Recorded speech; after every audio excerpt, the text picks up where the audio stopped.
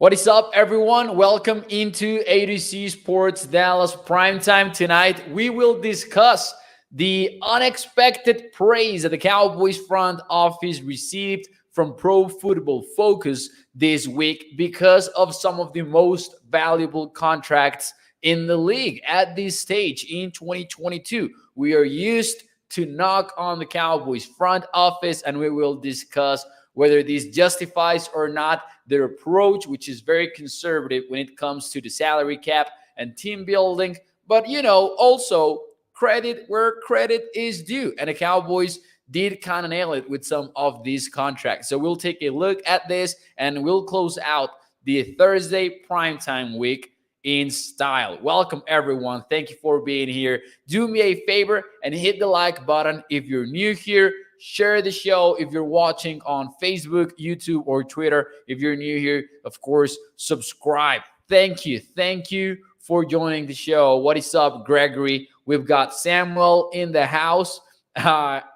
Samuel is saying that I was practicing the gritty. I will neither confirm that nor deny that. Henry Jenkins says Kellen Moore will be the blame for our success this year if we don't go deep in the playoffs. So strong takes as we get ready to start the show tonight. Michael says, remember Mo, Warren Buffett made all his money being timid and conservative. I think there's some different things to value investing and team building in the NFL, I would say. But honestly, here we go, guys. Let's start the show officially now that more of us are here. And do me a favor, while the music sounds and while the intro video hits, while you're waiting for me to pop back on this screen, smash the like button for me. Do me that favor. Here we go.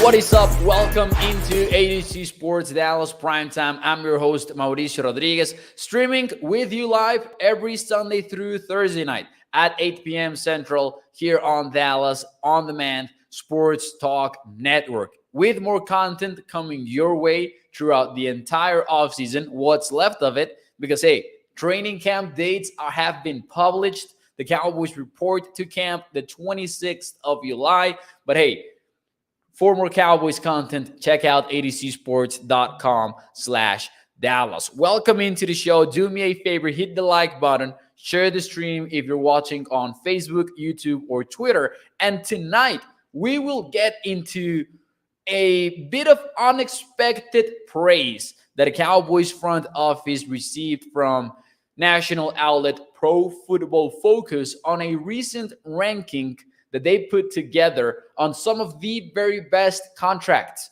in the NFL right now.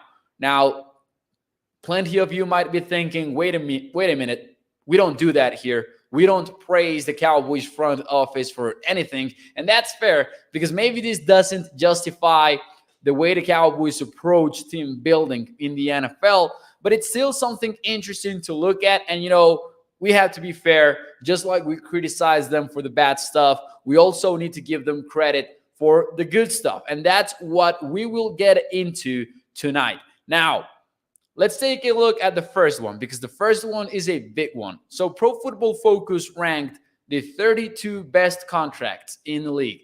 The Cowboys had 3 of those contracts show up in the rankings. One of them was a top 10 contract, and Gregory hits the nail in the head. He says Tyron Smith.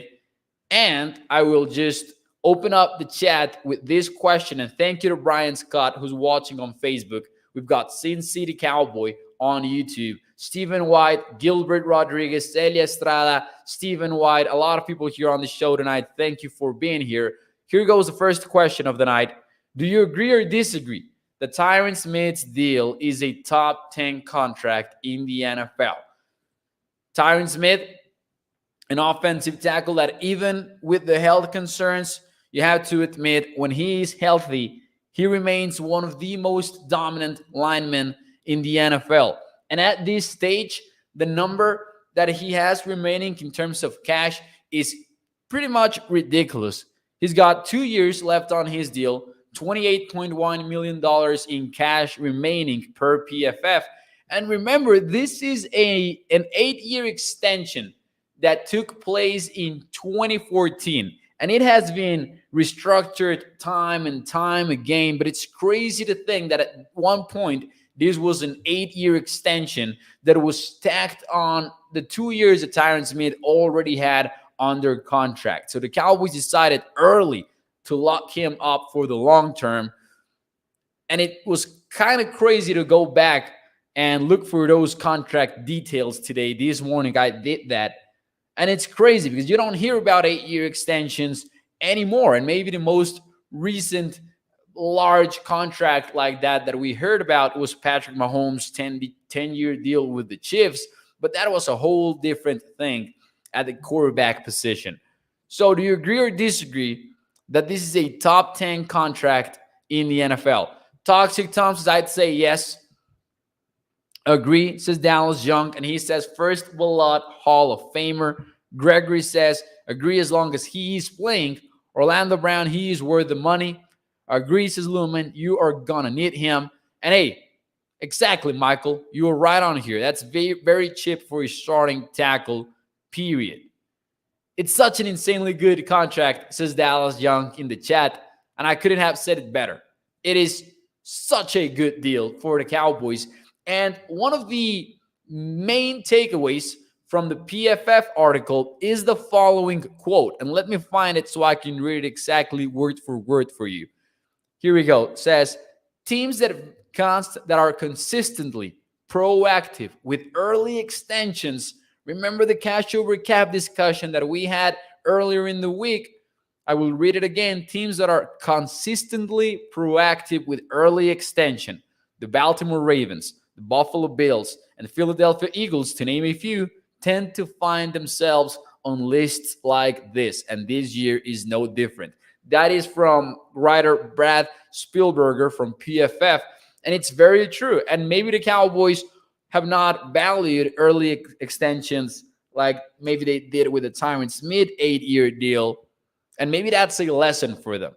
Maybe that's a lesson. To get these deals done early usually works your way. The Cowboys didn't do that with plenty of their playmakers lately. Michael Gallup could have gotten his deal done earlier. It wasn't. The same for a lot of these players. Even Ezekiel Elliott, that you could argue that it was an earlier extension because he had 1 year left on his deal. But even then, you could have done it earlier. Dak Prescott is a prime example for sure.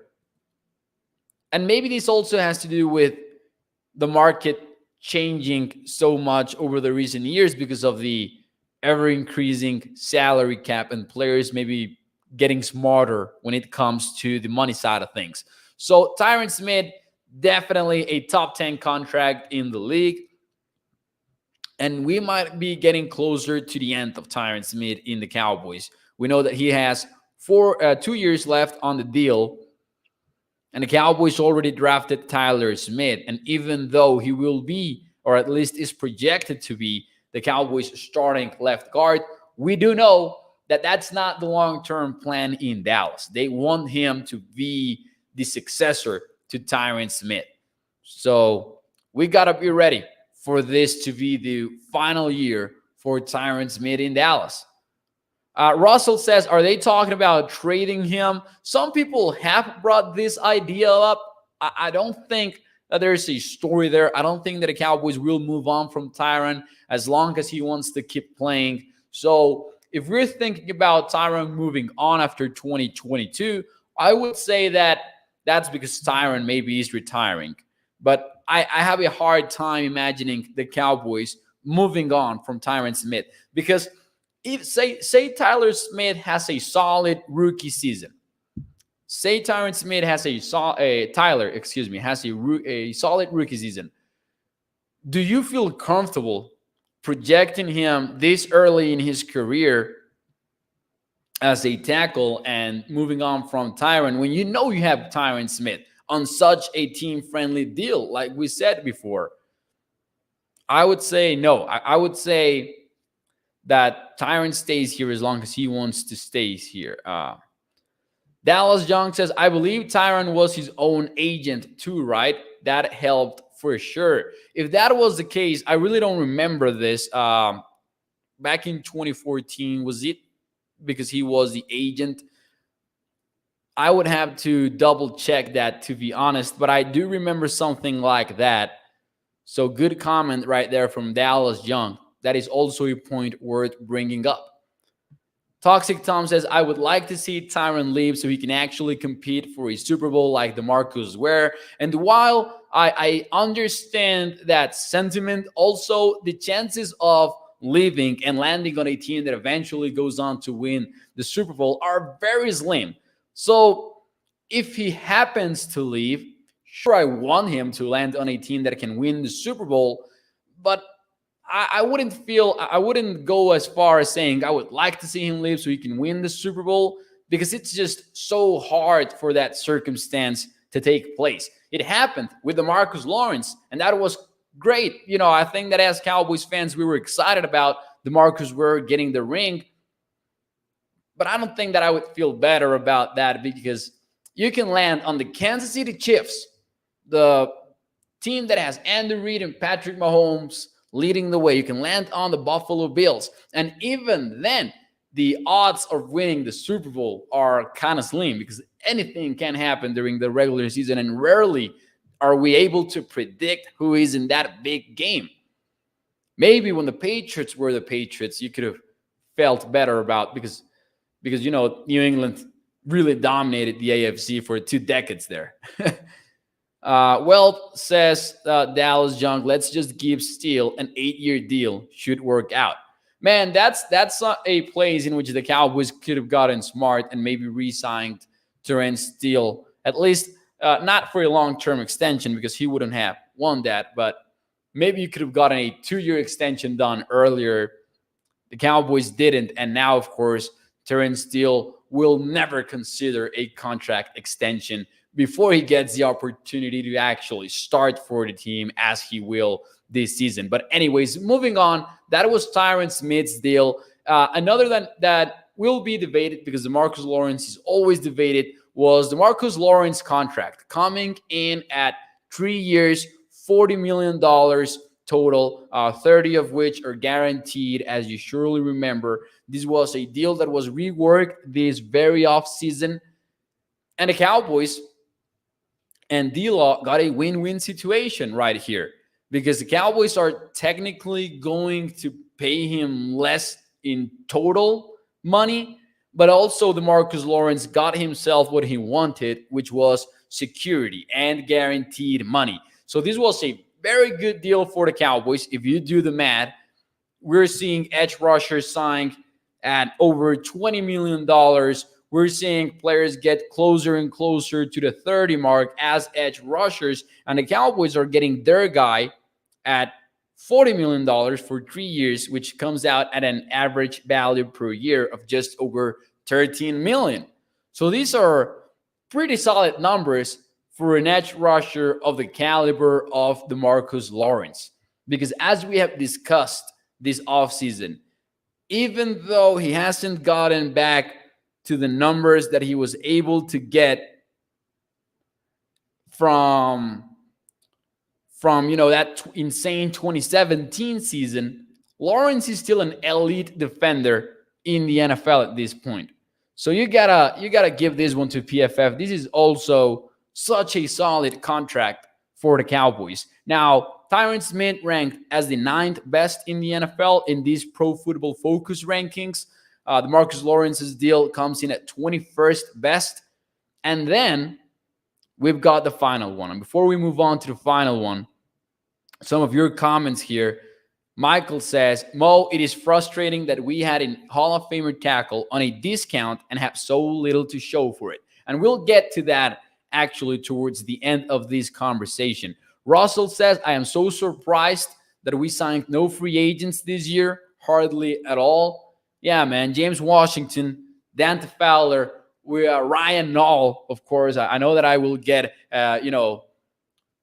attacked if I don't mention Ryan Nall. But yeah, there were very few free agent additions. Craig says that we need to get Sue, by the way, Ndamukong Suh. I wouldn't mind that move. I don't think that they will at this stage, though. Surprised that he is still available, by the way. Like, I would have had to double check before Craig's comment if he was already signed or not. Now, I know that the Tampa Bay Bucks got themselves their guy. They signed to Kim Hicks. Washington will not make the team. Craig is, standing firm on that projection. Now, that's a strong take. Even if you're not high on James Washington, just based on the Cowboys roster, that's a strong take, because for that to happen, you would have to assume several things. Maybe number one, that Michael Gallup is ready to go week 1. I don't see a scenario in which Michael Gallup is not ready to go early in the year and you start him on PUP. More on that later.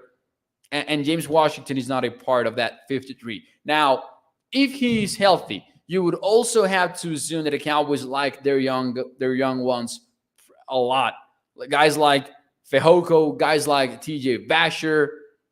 That's a strong take by Craig, but he has held strong on that one.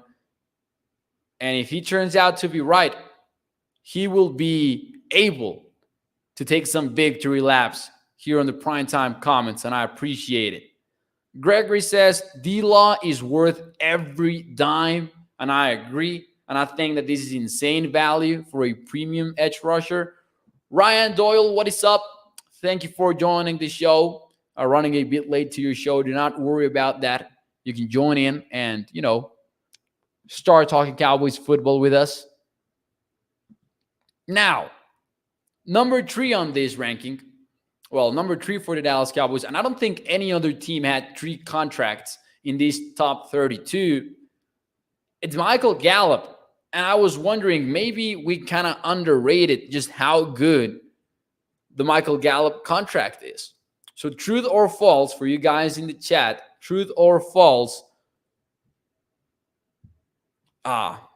This question was for later. All right, hold on a little bit on that one. Michael Gallup signed a 5-year deal, $57 million total.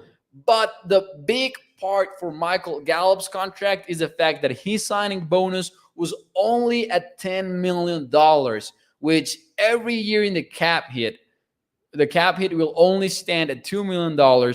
This pretty much allows the Cowboys to move on from Michael Gallup after the first 2 seasons of the contract. So the Cowboys are getting a lot of flexibility on this deal. Maybe similar to what happened with Amari Cooper, a big deal that had big numbers total, but that at the end of the day, the Cowboys can move on from pretty easily. This deal came at 29th best in the NFL. And this might have been the most surprising one, but it really talks to you about how good Michael Gallup is when healthy. And I know that's a big if, assuming that he isn't ready to go early in the season. But the signing bonus alone makes this a pretty good deal for the Dallas Cowboys. Now, speaking of Michael Gallup, some good news headed Cowboys' way this morning in the shape of Todd Arker's ESPN's 53-man roster projection for the Cowboys. And I say that because Todd Arker included Michael Gallup on his 53-man roster projection. Not only that, he added the note that indicated that he was expecting Gallup to be back in September. And if that is the case, you're not starting Michael Gallup on PUP on day 1. You're making him a part of your roster. So my question from me to you is, truth or false? Gallup's health is the biggest personal question mark for the Cowboys offense. Now, keyword personnel. So we can get concerned about the Kellen Moore and all of that, but that's coaching. If we're talking about just personnel, Gallup's health is the biggest question mark on the Cowboys offense. Truth or false? Let me know your takes in the chat. Now, the Reaper says LMAO September. You know, it's Todd Archer from ESPN, and he's pretty reliable. So it's still a big question mark whether or not he is back in September. But if he is, then that's a huge piece of news for the Cowboys. Now, let's see some of your comments here. Russell Dreyer says true. Gregory says true. Bruce got the use true. Sergio goes with Tyron Smith. That could be the biggest question mark. Craig goes with false. But the overwhelming answer right now is true. Bruno says Tyron Smith. Tyron Smith, I think that Bruno meant. The Reaper says false. The internal line is my biggest question mark on the left side. Talking about that duo there with Tyler Smith and Tyler Viadish. And that is a good statement because, listen, I am concerned about Tyron Smith as well, whether or not he can remain healthy. But I will agree with the Reaper that the one that can compete with Michael Gallup's health in terms of being the biggest question mark for the Cowboys offense is the interior offensive line. However, I will go with Gallup and his health being the biggest question mark. Just because of the value that he would provide as a number 2 wide receiver to this offense, and because if he is not ready to go, and I've talked about this before, Jalen Tolbert is pretty much your number 2. And I love Jalen Tolbert as a draft pick. I think that he was the most valuable pick for the Cowboys in terms of where he was drafted versus the value that he provides the team. But he's still a third-round rookie making a day 1 start if Gallup is not ready to come back. So I will say that that's, to me, the biggest question mark, whether or not Gallup is ready to go early in the year. Because otherwise, I am legitimately concerned about the Cowboys wide receiver room. I'm also concerned about the inside offensive line, but I've seen Tyler Viadish start in the NFL. And I know that Tyler Smith will play next to Tyron Smith. So at least there's that. I will go with that being the biggest concern for the Cowboys offense at this stage. But a close second is the inside offensive line. And then at number 3, then I would bring up Tyron Smith. Not before, though. Not before, though. Let's see some of your comments here. Toxic Tom says, I'm just not a big Gallup fan. Feel like our fan base overrates the hell out of him. Nah, I do like Michael Gallup. And I've liked him since he was, a draft pick for Dallas. Ryan says, I hope to see Michael Gallup his way to the end zone a lot this season. What is up, Jared? Thank you for tuning in. Jared also, another Jared, went with false Tyron Smith. So a lot of people are going with Tyron Smith as the biggest question mark. I respect that. Let's see. Yards after catch is going to have to be in the menu. Why? Because it's going to take a while for this offensive line to gel. That's a good point. Maybe the Cowboys do rely a lot in the quick game early in the year. Dak's health is the most important, says Gregory. That's fair. I wouldn't have thought of Dak Prescott's health because right now, at the very least, it doesn't seem to be a question mark. Maybe last year, at this point of the calendar, I would have brought that up because, there was the shoulder strain thing, and then there was the ankle thing from 2020. The calf injury, of course, had not happened yet. But I would have thought about that because Dak Prescott was dealing with these things last season. Right now, though, it feels like we shouldn't be concerned about Prescott's health, right? From what we are hearing, with him being leaner, with him just having no issues at all in the offseason. Because even though we were not gravely concerned about Dak's health at the last offseason, we did kind of know that they were managing his workload. We kind of knew that they were not letting him throw at a 100% level. So then that was a reason to be concerned. Right now, though, I wouldn't have thought of it. Stephen White says he blew his knee and still made that catch. Toxic, what are you saying? Michael Gallup rocks. And Toxic Tom responds, I think he's a good number 2. Just never saw him as a 1. Reminds me of Alvin Harper, honestly. But hey, he's a pretty good number 2, and that's not a bad thing. That's not a bad thing. He's just not the number 1. He isn't supposed to be the Cowboys' number 1. So there you go. There you go. The Cowboys have 3 of the most valuable contracts in the NFL, according to PFF. At number 9 out of the top 32, they had Tyron Smith. At number 2, and overall on the list, 21st best contract, DeMarcus Lawrence. And then at 29th, they had Michael Gallup, which maybe is the most surprising name on this list. And you could make an argument that Dak Prescott also belongs in that list just because of him being a quarterback. But that's a more controversial take. Maybe for another day. Do not worry about it. Do not worry about that for now. But yeah, I understand, I understand with the offensive line concerns. I will say that this is, to me, the biggest question mark in terms of personnel for the Cowboys offense.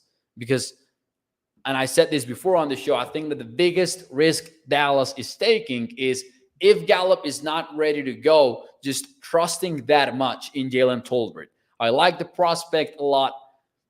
It will take time, as it always takes time for rookies to adapt to the NFL. Even more so from, Tolbert, who's coming in from South Alabama, who was asked primarily to start on the outside for most of his career, and just in his final year in college was moved to the inside as well. Mel Hayes bringing up a good comment here. They also had the worst contract in the NFL in Ezekiel Elliott. Now, speaking of which, all right, hooray for the Cowboys. A round of applause. They had 3 of these contracts ranked in the top 32. But the final question of the show, this is a yes or no question.